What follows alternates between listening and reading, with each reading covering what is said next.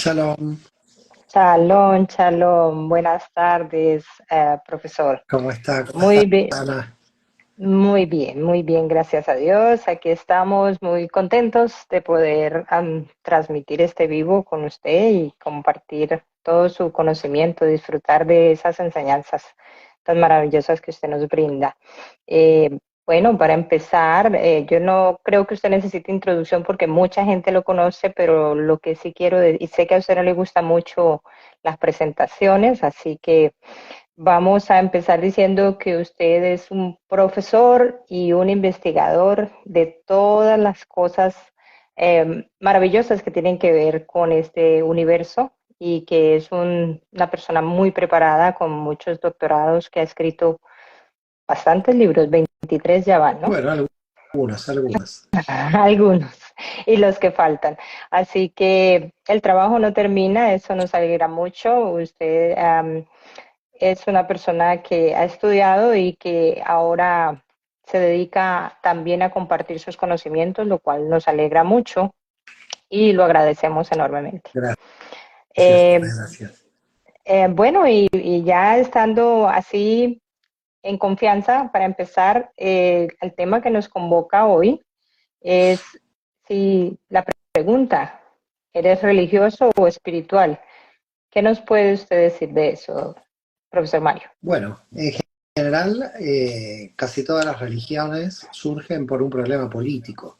Si usted analiza, el pueblo de Israel nace por un éxodo del pueblo de Israel de Egipto. Y ese éxodo, ese enfrentamiento entre Moisés y el faraón fue un problema político. La Ya, ejecución de Jesús fue un problema político, la posibilidad definitivo. de que un Mesías en Israel se levantara contra el Imperio Romano y la unificación de las tribus árabes por Mahoma es otro problema político. Quiere decir que la religión nace básicamente en los tres casos, por lo menos en las monoteístas en Occidente, de tres problemas políticos.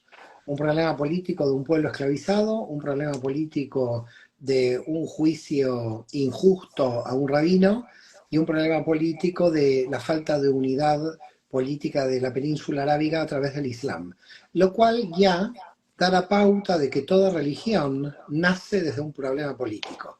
Y nunca la religión de alguna forma se independizó del problema político. El poder religioso y el poder político siempre estuvieron unidos. Le voy a dar un ejemplo de esto.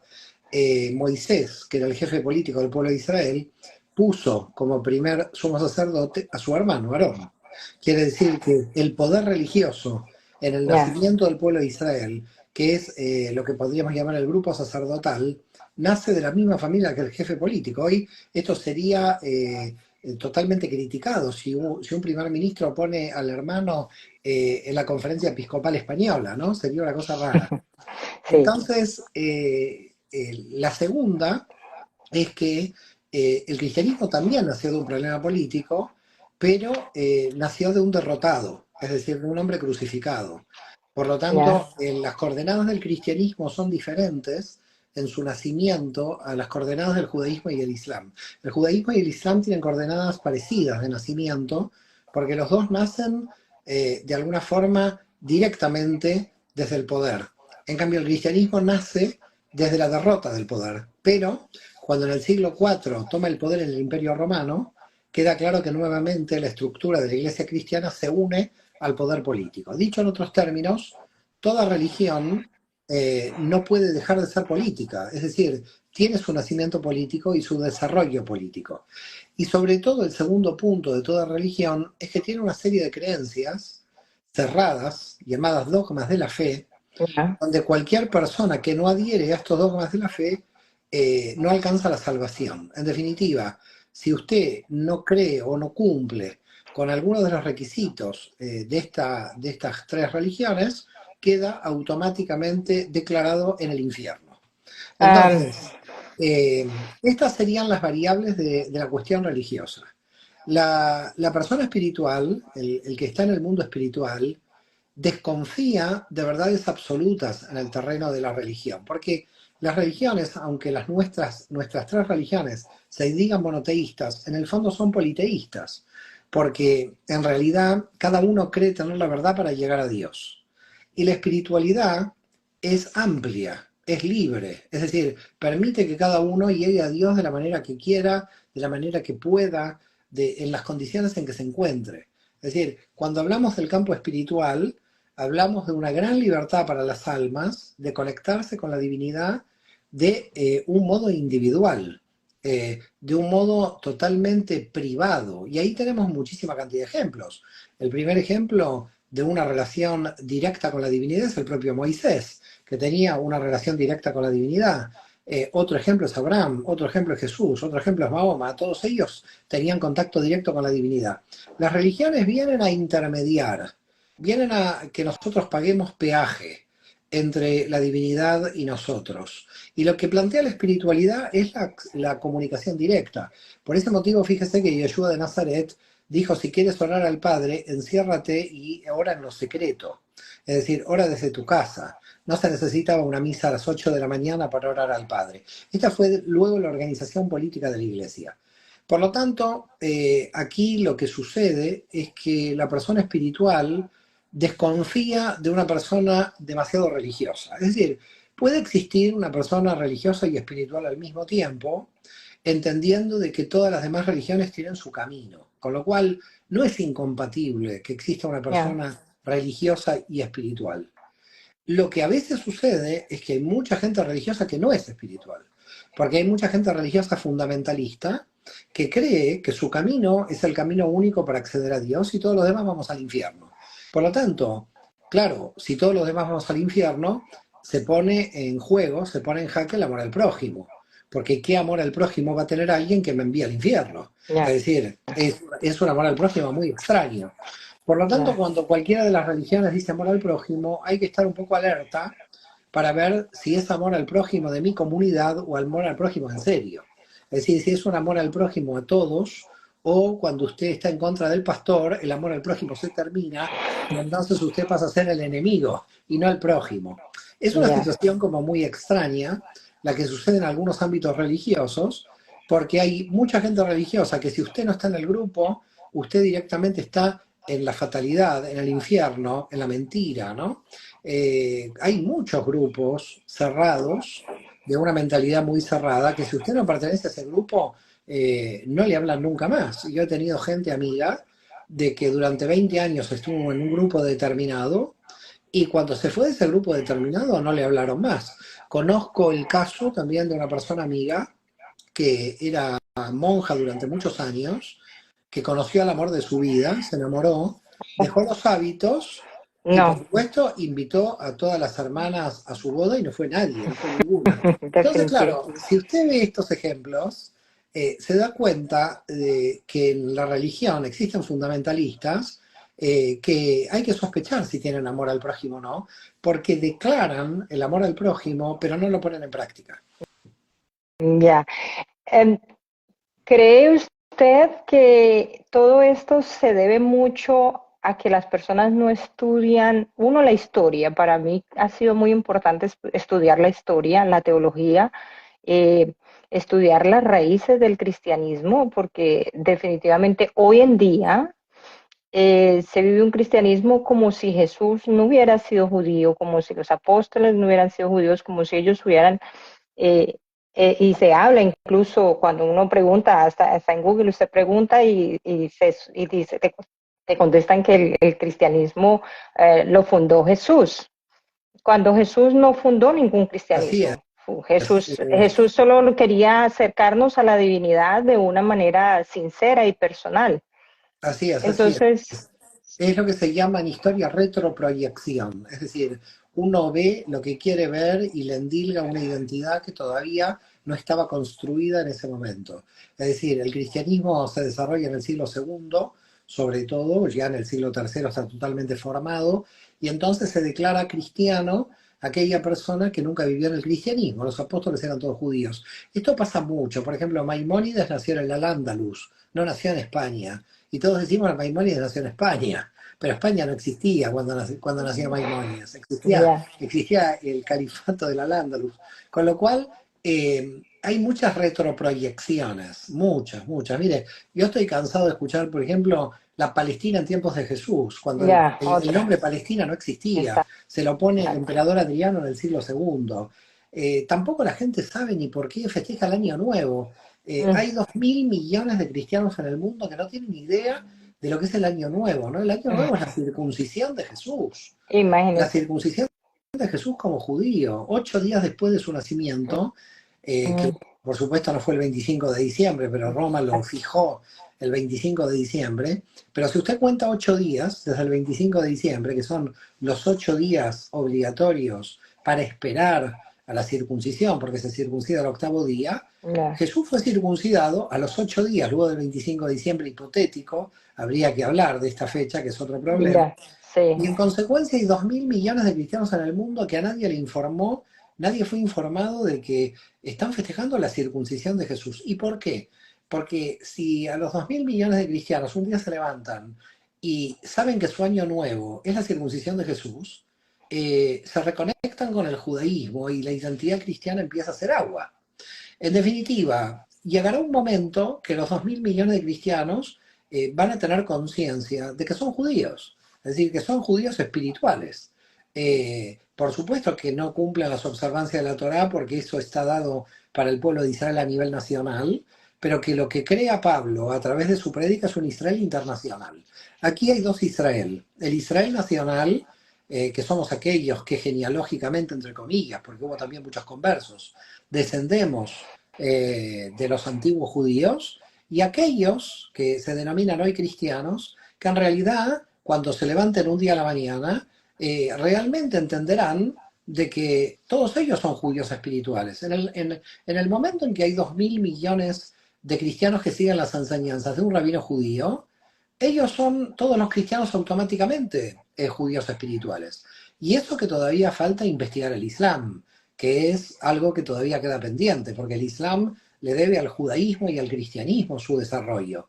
Recuerde que Mahoma en los primeros 3 años no oraba la Meca, oraba Jerusalén. ajá.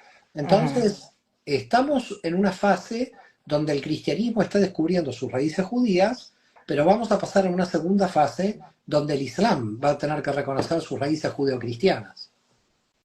Ya, ¿por qué cree usted que cada vez más cristianos estamos buscando las raíces espirituales? O sea, yo lo digo por mi caso, eh, habían muchas preguntas y pocas respuestas coherentes, por decirlo así. Hay cuestiones en cuanto a la creación, hay cuestiones en cuanto a la muerte, en cuanto al pecado, que nos crean mucho miedo, que nos crean mucha culpa y por lo tanto nos es muy difícil tener una relación personal con Dios sincera, o sea, no una relación de miedo, no una relación de que yo sigo a Dios o busco la espiritualidad o la religiosidad para no irme al infierno, o porque Dios me va a mandar al infierno, entonces porque me voy a morir y voy a ir al infierno, sino una espiritualidad no de miedo, sino una espiritualidad de amor, un deseo de lo más profundo, porque somos esencia, somos creación de Dios y nuestra esencia es Él y siempre nuestra alma va a buscar esa esencia, siempre va a buscar de dónde vino. Entonces, pero todos los dogmas que nos enseñan, todo lo que nos han, la información que nos dieron de muy niños, al principio es un Dios Padre muy castigador que te está viendo todos los pecados y todas las cosas que haces y está listo ahí para mandarte de una vez para el infierno. Y entonces se crea una relación entre miedo y culpa que creo que es mucho, o sea, que es algo que está influyendo mucho en el pueblo cristiano mismo, porque son de ahí vengo, donde las personas se enfocan más en no ir al infierno, en no pecar, en a veces ni enfermarse porque tienen miedo de ser juzgadas, de que están en pecado, porque la enfermedad es estar en pecado, la pobreza es estar en pecado, que te suceda una desgracia es estar en pecado. Entonces, yo no lo veo como algo productivo para un crecimiento espiritual. ¿Qué opina usted Mire, de eso? en primer lugar, yo creo que hay una gran diferencia cuando desde la espiritualidad se explica el desequilibrio que con el concepto de pecado. Porque el concepto de pecado parece una marca que uno lleva a través de los siglos y el concepto de desequilibrio es algo que se puede corregir. En consecuencia, yo creo más, y por eso en las clases de Cábala y en las obras de Cábala no hablamos de pecado, hablamos de desequilibrio. Porque de ese modo la persona entiende mejor que un desequilibrio se puede corregir. Aquí hay un texto, sobre todo en el libro profético de Ezequiel, también está en Isaías, se repiten varios profetas que dice, yo no quiero la muerte del pecador, sino que se Claro que corrija sí.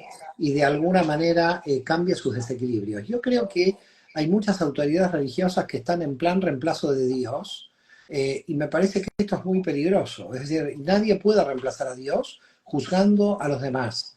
Y creo que hay demasiados jueces aquí desde el punto de vista religioso, porque yo no dependo de nadie que me diga si me voy al infierno o al paraíso. Ninguna autoridad humana tiene poder sobre mí para definir si mi alma se irá al infierno o al paraíso. Entonces, yo creo que cuando uno acepta una autoridad humana, ya está aceptando una intermediación con respecto a la divinidad. Yo creo que hay, como usted decía, una relación sincera. Uno tiene que tener una relación sincera con la divinidad y esa relación sincera empieza por ser honesto uno con uno mismo. Si uno no es uno honesto con uno mismo, difícilmente pueda ser sincero con la divinidad.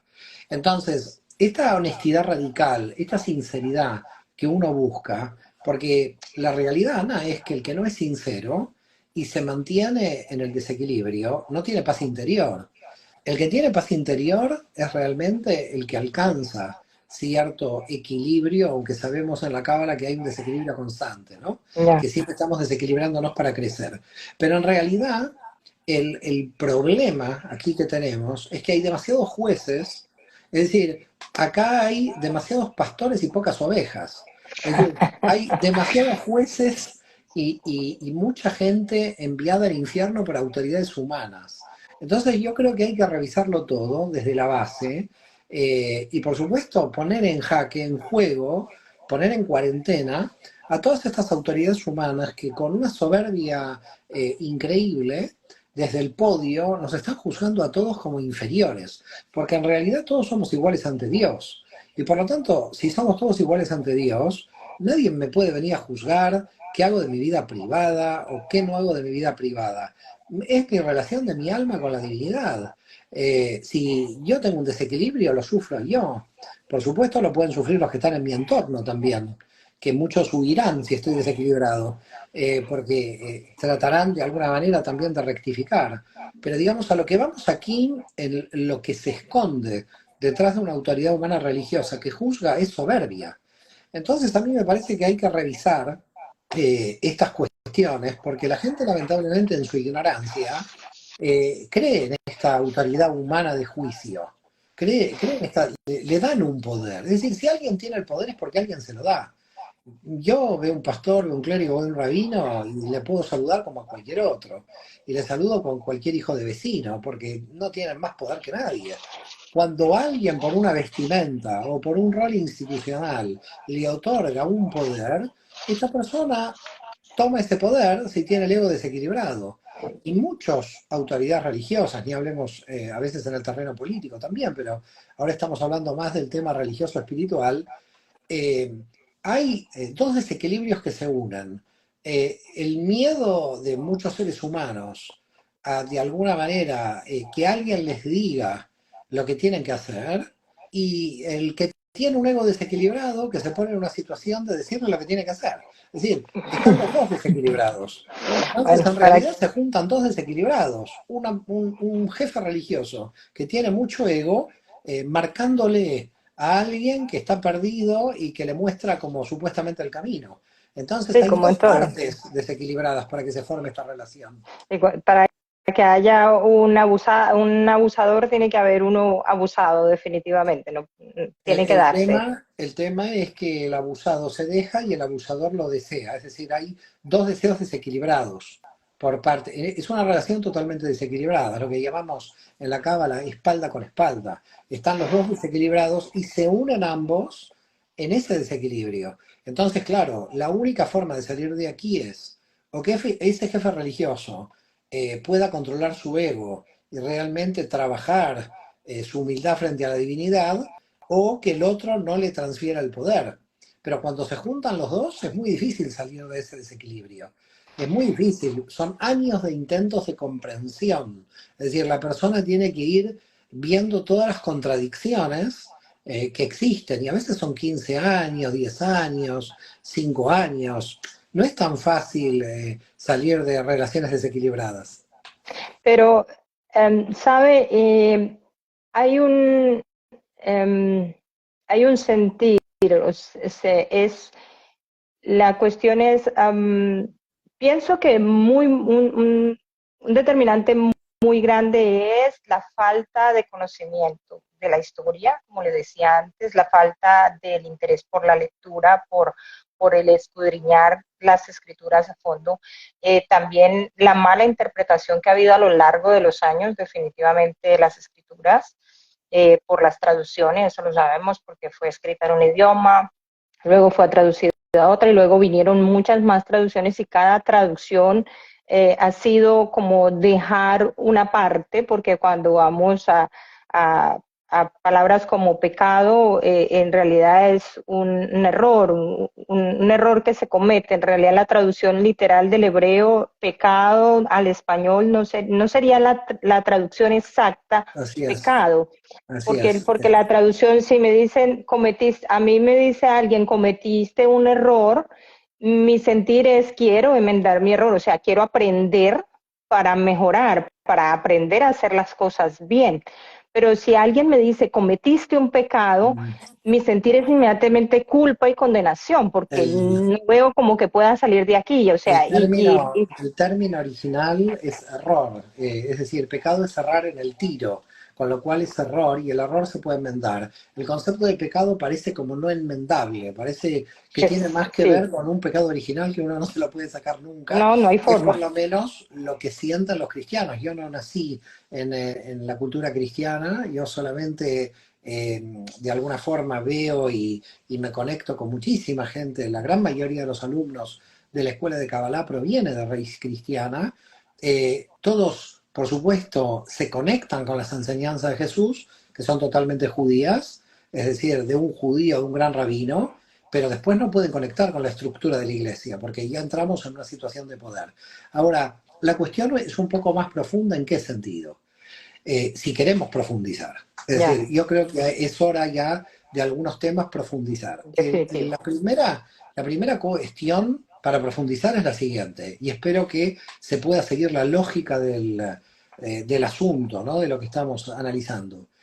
¿Quién, no voy a ir al Antiguo Testamento, no voy a ir a la Biblia hebrea, solamente voy a hacer un análisis del Nuevo, lo podría hacer del Antiguo también, pero me parece interesante enfocarnos, porque sobre todo la mayoría de la gente viene del mundo cristiano, intentemos enfocar en el Nuevo Testamento. ¿Quién creó el Nuevo Testamento? El Nuevo Testamento fue creado por un señor de Francia en el siglo II que se llamó San Ireneo de Lyon. Y San Ireneo de Lyon, en el 177, decidió lo que todo el mundo cristiano tiene que leer como palabra divina. Cuando Pablo, por ejemplo, escribió sus cartas, jamás Pablo las puso a la Biblia, sus cartas. Jamás hubiera tenido la soberbia Pablo de ponerlas en el texto bíblico. Pablo, las cartas de Pablo se divinizan, se canonizan por San Ireneo de Lyon. Los 4 evangelios se vuelven canónicos, porque había un montón de apócrifos, había un montón de evangelios, por San Ireneo de Lyon. Y el Apocalipsis también, es decir, todo lo que es el Nuevo Testamento, quizás puede quedar en duda un poco la carta a los hebreos, que fue refrendada y reafirmada en el concilio de Nicea del 325, pero el señor San Ireneo de Lyon es el que define el canon del Nuevo Testamento. Hubo algún intento anterior de Marcián del Ponto en el 140, pero en realidad solamente ponía un solo evangelio, el de Lucas, y las cartas de Pablo. Pero tal como lo conocemos hoy, el Nuevo Testamento es una creación del señor San Ireneo de Lyon, que por supuesto dice que Dios le dijo qué libros tenía que poner ahí, pero que indudablemente Él es el creador. Cuando un cristiano lee la Biblia y dice que la carta de Pablo es palabra de Dios, ¿cuándo Pablo dijo que su carta es palabra de Dios? Pablo jamás dijo que su carta es palabra de Dios. Pablo hizo una carta que recién se canoniza por San Ireneo de León. Es decir, en realidad, por el cual el cristiano dice que el Nuevo Testamento es palabra de Dios, es porque San Ireneo de León lo dijo. Entonces, ni Jesús refrendó ningún evangelio, ni los evangelistas dijeron que tiene que estar en el Nuevo Testamento porque la gran mayoría eran judíos, ni Pablo quería que sus cartas. El Nuevo Testamento es una invención de San Ireneo de León, refrendada luego por los papas en Roma. A partir de aquí, tenemos que hacer un análisis que es muy lógico. Hasta San Ireneo de León en el 177, 178, a fines del siglo segundo, ¿qué leía la gente? La Biblia hebrea. No había otra cosa. Y cuando leía las cartas de Pablo, no las leía al mismo nivel que la Biblia hebrea, porque Pablo las había escrito como cartas, no las había escrito para crear un canon. Entonces, cuando a mí un cristiano me dice, las cartas de Pablo están canonizadas, por Pablo nunca canonizó sus cartas. Pablo jamás dijo que era una palabra de Dios sus cartas, era una interpretación teológica de Pablo.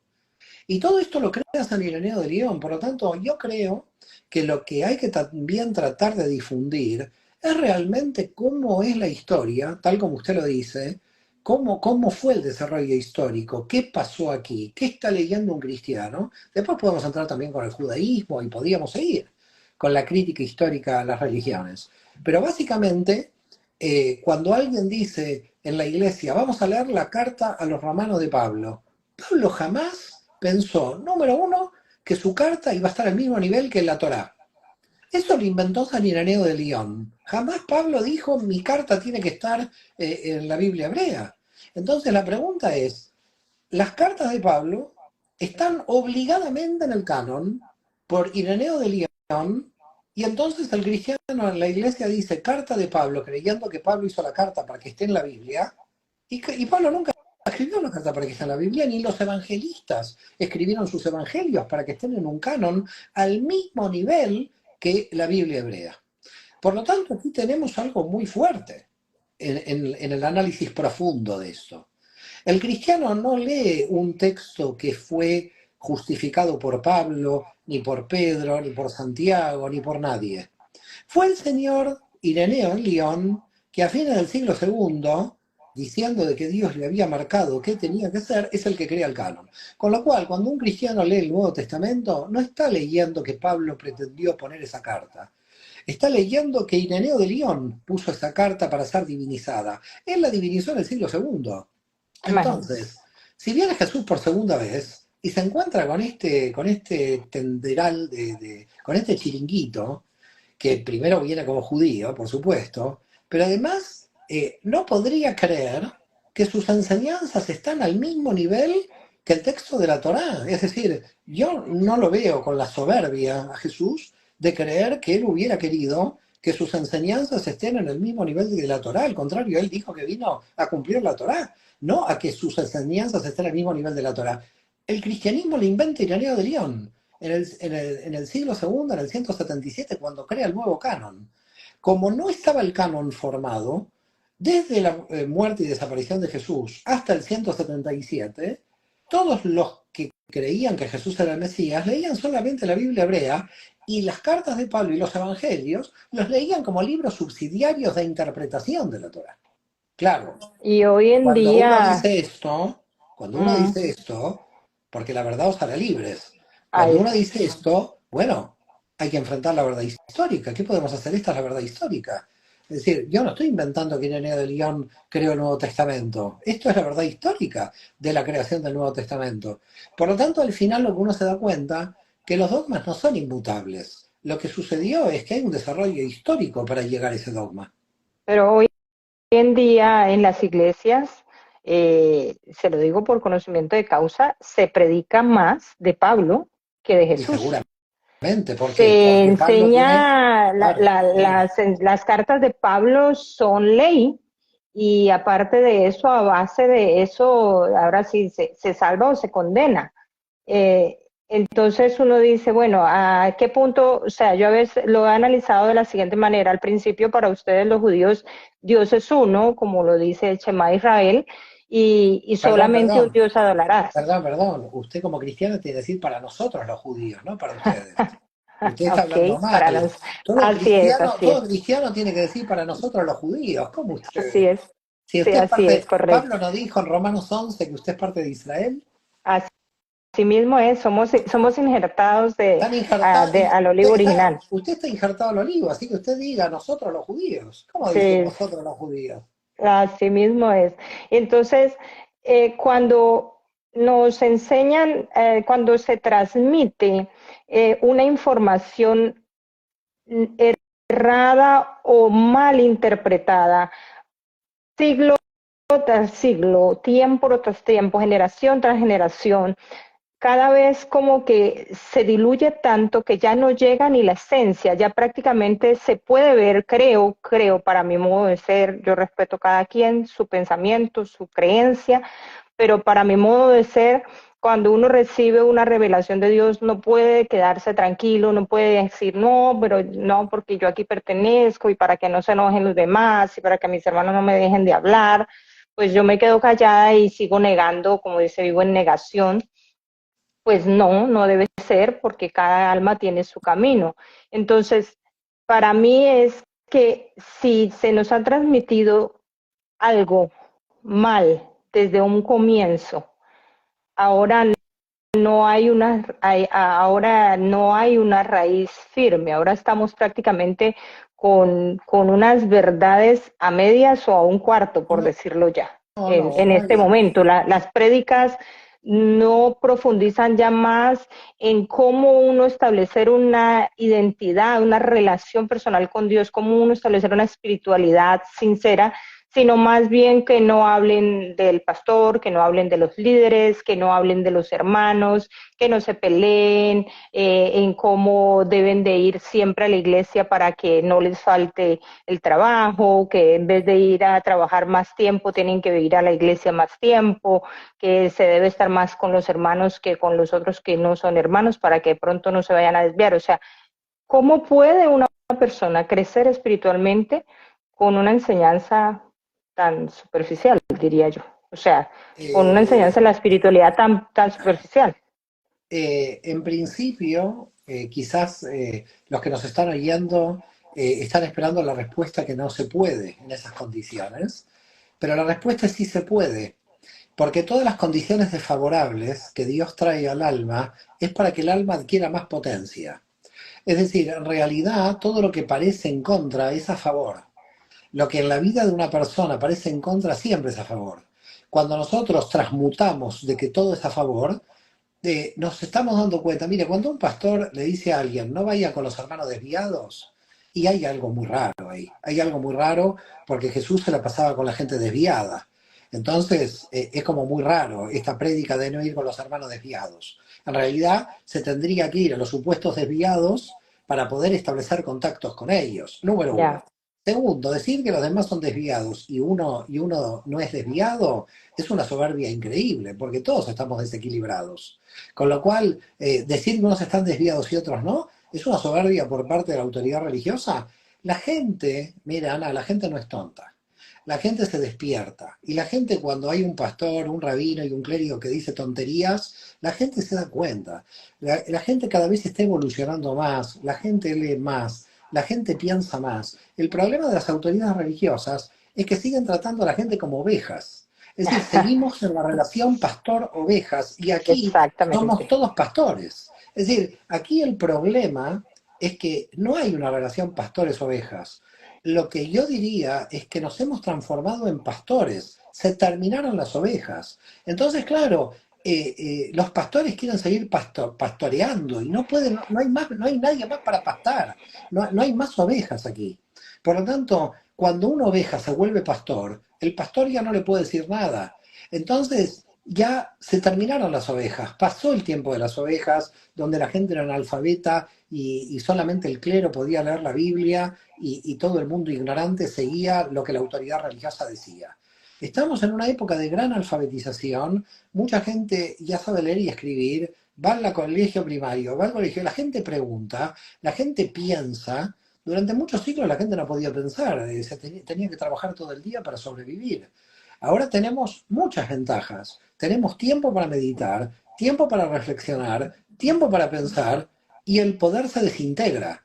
A medida que nosotros vamos creciendo en el nivel de conciencia, el primer poder que se desintegra, mire, aquí hay tres poderes que uno se va a desintegrar primero, otro después y el tercero al final. No quiero ser profeta, pero lo veo con una claridad meridiana. El primer poder que se viene abajo es el poder religioso, y lo estamos viendo ya en vivo y en directo.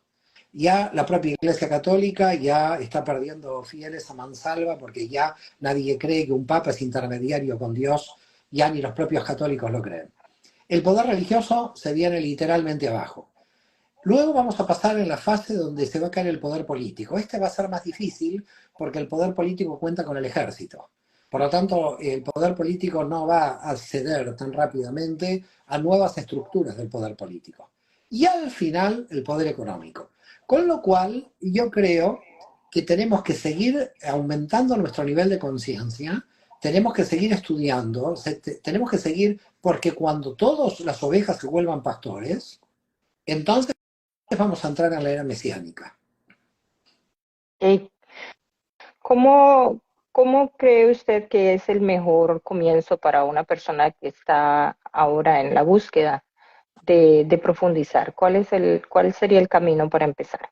El primer camino que ponga todo en duda. El primer camino, como dice el Pirkei Avot, las enseñanzas del siglo II que están en el Talmud, duda de ti mismo hasta el día de tu muerte. Primero hay que poner en duda todos los ídolos, porque el primer trabajo es la destrucción de los ídolos. Es decir, los dogmas son ídolos que hemos construido a lo largo de los siglos. Por lo tanto, lo primero no es una duda que va contra la fe, es una duda que refuerza la fe. Porque la única fe que tenemos es en Dios, no en los ídolos. Y las dudas tienen que terminar con todos los ídolos, con lo cual la duda es, las preguntas, las dudas, las reflexiones son importantes para destruir a todos los ídolos que se han creado como dogmas.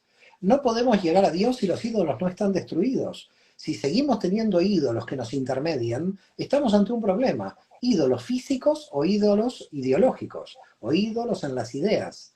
Entonces, idolatría es idolatrar un país, idolatría es idolatrar una ideología, idolatría es idolatrar un gobernante, idolatría es idolatrar una religión, idolatría es idolatrar un texto. Tenemos que en serio dejar de ser idólatras. Tenemos cientos de idolatrías todos nosotros. Yo a veces me pregunto cuán idólatras somos. La lucha contra la idolatría es la base de la Torah, el fundamento de nuestra fe. Y seguimos creando ídolos y seguimos creando y pastores y rabinos y él me va a salvar y el otro me viene a salvar. Se terminó la salvación exterior. Comienza la salvación interior. Y la salvación interior es primero destruir todos los ídolos. Esto es un proceso de desidealización, porque hay que desidealizar. La gente idealiza mucho, a mucha gente. Todos idealizamos sin darnos cuenta. Entonces, Ajá. aquí hay que hacer un trabajo responsable, un trabajo serio, poner en juego todo, preguntarnos todo, a ser escépticos. Alguien puede decir, sí, ese es el camino al ateísmo. Bueno, mire, ¿sabe qué? El ateísmo tiene en principio algo muy bueno, destruye todos los ídolos y después se conecta con Dios en serio.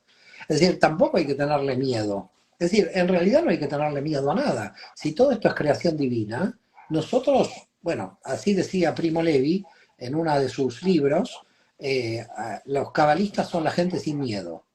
Y la verdad que me doy cuenta que los que estamos en el mundo espiritual no tenemos miedo. No tenemos miedo al poder porque hay un poder superior que es Dios.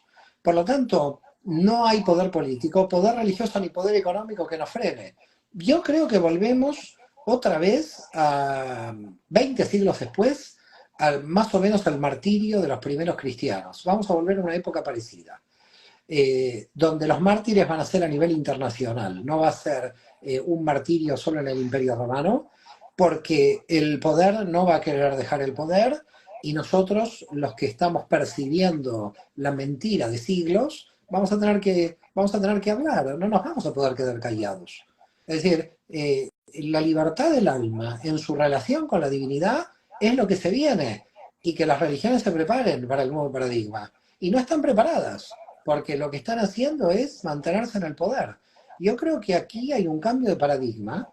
Estamos viviendo una nueva era total, una nueva época muy grande. Las redes sociales aceleran el aumento a nivel de conciencia.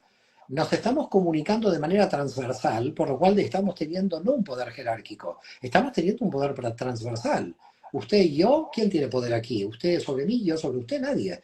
Estamos en un poder transversal. Quiere decir que las redes sociales destruyen la jerarquía existente.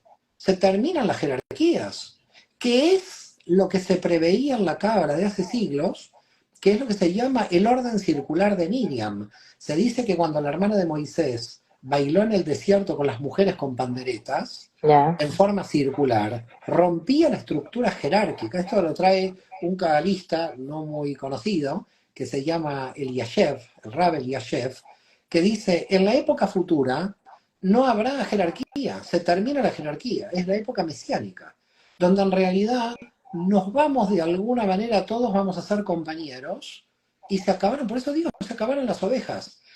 Jaime Vital, en el siglo XVI, el gran cabalista de Safed, le dice a su maestro Isaac Luria, ¿qué pasa que ya no hay maestros como antes? Le dice Jaime Vital a Isaac Luria. E Isaac Ya. Luria le dice, nuestra generación es la última. A partir de ahora no vienen maestros, somos todos compañeros. A partir de ahora ya no vamos a encontrar maestros. Los grandes maestros, la época de los grandes maestros ya va a desaparecer, porque vamos a llegar en la era mesiánica a que cada uno va a enseñarle a su hermano, donde cada uno va a entender en una relación directa con Dios. Están las profecías, en las propias profecías bíblicas, donde nosotros vamos a establecer una relación directa con Dios. Por lo tanto, yo le digo, este cambio de paradigma no mucha gente lo comprende, y yo creo que hay que comprenderlo lo antes posible, porque hay mucha gente que se encuentra perdida porque no sabe lo que está pasando, y los acontecimientos vienen más rápido. El aumento de nivel de conciencia viene mucho más rápido de lo que suponíamos gracias a la tecnología. Eh, Mario, hay algo que con las cosas que están pasando en el mundo, todos los desastres, guerras, tanta maldad, tanta desviación de lo moral, de lo ético, de las cosas que deben de tener, porque todo debe tener un límite.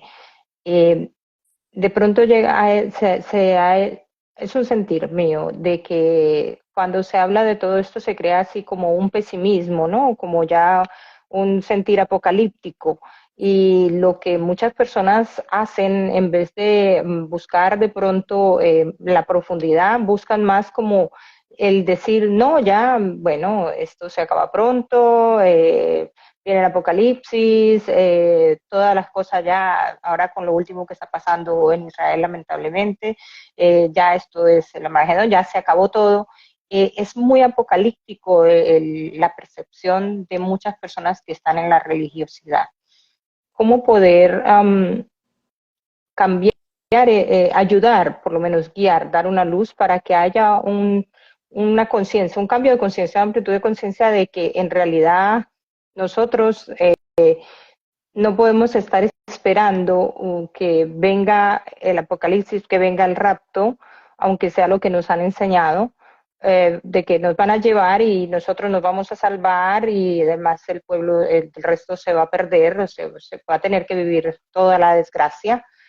Eh, es como, cómo poder ayudar a dar luz, cómo poder empezar a traer luz de de más positivismo y de estar conscientes de que todos nosotros estamos generando esas energías que están trayendo todas esas cosas malas y entre más pesimistas estemos, más cosas malas pueden venir porque es nuestra energía la que está eh, irradiándose. Mire, en principio hay un libro que para mí está mal titulado, en algunas Biblias está bien titulado, porque el libro de Apocalipsis es el de la revelación. Con lo cual, una cosa es la revelación y otra cosa es el Apocalipsis. Cuando hay muchas personas que ven esto un derrumbe apocalíptico, en realidad esa negatividad está relacionada con la falta de emuná, con la falta de confianza. Nosotros sabemos que confiamos en que la conciencia se va a encarnar en esta realidad. De hecho, se ha encarnado en nosotros. Lo que pasa es que a veces se desconecta y termina apareciendo Amalek y el mal tal como lo podemos percibir. Ese mal absoluto. No hablo de Satán, que es otro tema. Yo particularmente entiendo de que no todo el mundo al mismo tiempo se está elevando el nivel de la conciencia, somos todavía muy pocos, aunque sí muchos miles y millones, pero todavía falta muchísimo trabajo para la elevación del nivel de conciencia. ¿Y por qué motivo falta un trabajo? Porque el trabajo interior todavía está en bambalín, está entre comillas, podríamos decir. Nuestro trabajo interior no está totalmente hecho. Nosotros muchas veces nos quejamos de los conflictos de los países y no nos damos cuenta realmente de los conflictos, tanto interiores como exteriores, que nosotros mismos tenemos. Mire, usted vaya a los juzgados y puede haber cientos de conflictos comerciales, civiles, de divorcios. Si la gente se mata en un divorcio y si la gente se mata en el comercio, ¿qué vamos a esperar de los estados? Que son reflejos de nuestros conflictos. Cuando ya en los tribunales no haya ningún conflicto en el que mediar, seguramente ahí van a desaparecer las guerras. Pero las guerras políticas, religiosas o nacionales que vemos todos los días en la televisión son al final el derivado de guerras ya que nosotros mismos a nivel social tenemos, con nuestros semejantes. Es decir, nos falta compasión, nos falta amor, nos falta empatía, vamos rápidamente al conflicto. Todo esto hay que trabajarlo. Este es el ticún personal que tiene que hacer cada uno. Aquí tenemos que ser cada uno responsables. Yo no puedo ser responsable por el otro. Cada uno aquí tiene que tomar su alma y decir, bueno, yo necesito mañana ser una mejor persona, tratar de no envidiar, tratar de no rumorear, tratar de no discriminar, tratar de amar, tratar de ser compasivo. Esto es un trabajo muy fuerte, no se hace de un día para otro. Tarda años el cambio de conciencia de una persona. Entonces, claro, cuando se produzcan estos cambios de conciencia, la sociedad irá reflejando estos cambios de conciencia. Por ahora, la sociedad refleja todos nuestros conflictos, tanto, como le digo, interiores y exteriores. Por tanto, yo creo que, y por eso confío plenamente en el poder de la espiritualidad, en el poder del tikkun, en el poder de la teshuvá, en el poder del cambio interior, porque es el único camino que tenemos. ¿Cuántos caminos hemos tomado? Hemos cambiado de religiones 1000 veces. Ha venido una religión y ha hecho peor que la anterior. Vino el cristianismo, que hablaba del amor al prójimo, después vino la Inquisición. Vino el Islam, que hablaba del amor, y después vino la Guerra Santa. Es decir, que en realidad fuimos cambiando de religión y nos fue yendo lo mismo o peor. Hemos cambiado sistemas políticos, hemos cambiado el absolutismo monárquico por la república que decapitaba gente, hemos cambiado los zares por el comunismo. Cada vez que hacemos cambios sociales o religiosos o políticos, hacemos un desastre. ¿Por qué motivo? Porque no cambia el ser humano, porque no cambia la conciencia humana. Mientras no cambie la conciencia humana, aunque usted cambie de ideología, si una persona es mala y es un malo budista, se convierte al cristianismo y es un malo cristiano. Y se convierte al judaísmo y es un malo judío. Es decir, el problema no es el el exterior. barniz, el problema no es el barniz religioso. Una persona si es mala, si no hace el trabajo de refinamiento interior, por más que cambie de religión y de partido político, va a seguir un envidioso, que es de izquierda, y mañana es de derecha, sigue siendo envidioso. Y sigue generando conflicto. Por lo tanto, aquí el problema no es ni de derecha ni izquierda, el problema no es de países, el problema no es de religiones, el problema es la falta de conciencia del ser humano. Mientras el ser humano no aumente el nivel de conciencia, ninguna estructura de sistema nos va a salvar. Es decir, si usted es un asesino de izquierda y después cambió, va a ser un asesino de derecha. Ya. Entonces, ¿qué sentido tiene cambiar de ideología si usted es un asesino? Por lo tanto, aquí hay un problema de fondo, no hay un problema de forma. Mire, el problema de las ideologías es que quisieron organizarnos la materia. Las grandes ideologías, ¿cuáles fueron? Marxismo y capitalismo. Bueno, muy bien. Esa es la organización del exterior, de cómo se reparten los bienes. Esa es una organización del materialismo. Aquí el problema no es material, el problema es espiritual, porque la materia es la energía que representa lo espiritual. Por lo tanto, no es el tema tener más dinero. Si tengo más dinero y hago armas, ¿qué sentido tiene tener más dinero? El tema es, con el poco dinero que tengo, si ayudo al prójimo o no. Es decir, el problema que hay aquí No, no es un problema económico, no es un problema material, porque nunca el problema fue material. El problema siempre fue espiritual. Y nos hemos dado cuenta, hemos luchado en el campo de la materia entendiendo de que ahí estaba la respuesta y no está la respuesta en el campo de la materia. Por supuesto, una persona tiene que vivir dignamente, tener su casa, tener su comida, y yo no estoy diciendo que no. Por supuesto, no niego que la materia es necesaria para la supervivencia biológica, pero que se entienda de que solo la materia nos puede salvar, ahí estamos ante un problema. Hay que hacer primero un cambio de conciencia interior, porque el malvado cambia de ideología o cambia de religión y sigue siendo un malvado. Por lo tanto, lo que hay que hacer es el cambio de conciencia. Y cuando se produce el cambio de conciencia interior, no como barniz, entonces se produce un cambio de conciencia exterior a nivel de la sociedad. Pero, upa, el trabajo que tenemos por delante. El trabajo que tenemos por delante no sé si lo vamos a ver nosotros, porque es un trabajo increíble. Yo, por ejemplo, cuando me encuentro con jóvenes de 20, 25 años que me dicen, no sé a qué me voy a dedicar, yo pienso, hay tanto para arreglar en este mundo que cómo no saben a qué se van a dedicar, se pueden dedicar a arreglar algo de este mundo, que está tan desequilibrado. Es decir, hay tanto para arreglar en este mundo que nadie puede decir no tengo trabajo. Yo percibo el mundo tan imperfecto que veo demasiado trabajo por hacer, no falta de trabajo. La gente dice, ¿cuán falta de trabajo hay? Yo veo mucho trabajo, no falta de trabajo. Sí, falta tiempo. Lo que en realidad falta es Así tiempo para poder es. hacer el trabajo. Ahora que usted toca eso de que las personas dicen, no sé qué voy a hacer, es algo que es muy importante, creo, en que cada quien encuentre el sentido de su vida, eso a lo que vino, esa luz que su alma vino a revelar. ¿Cómo puede una persona empezar a caminar esa parte? ¿Cómo puede empezar a avanzar para poder encontrar eso que en los términos cristianos le llaman mucho un propósito? Te dicen y bueno, te profetizan, tú tienes un propósito, un grande propósito en tu vida, pero siempre está la duda, queda uno después, pero ¿cuál es ese propósito? ¿Qué es lo que tengo que hacer? O sea, porque siempre se piensa, no sé, en que me va a mandar a las naciones a predicar, en que voy a estar llenando estadios con personas para convencerlas de que se adhieran a mi verdad, o no sé, se crean muchas expectativas, pero nada concreto a una realidad Bueno, fija. Hitler también, lamentablemente Hitler y el partido nazi también llenaban estadios, con lo cual el llenar estadios no nos dice nada. Yo creo que hay que reflexionar nuevamente hacia el interior y no ver el show del exterior, porque uno no se puede comer el show del exterior. Siempre el show del exterior hay que entenderlo con pinzas, ¿no? Es decir, primero hay que hacer un trabajo de introspección y ver el alma de uno dónde vibra.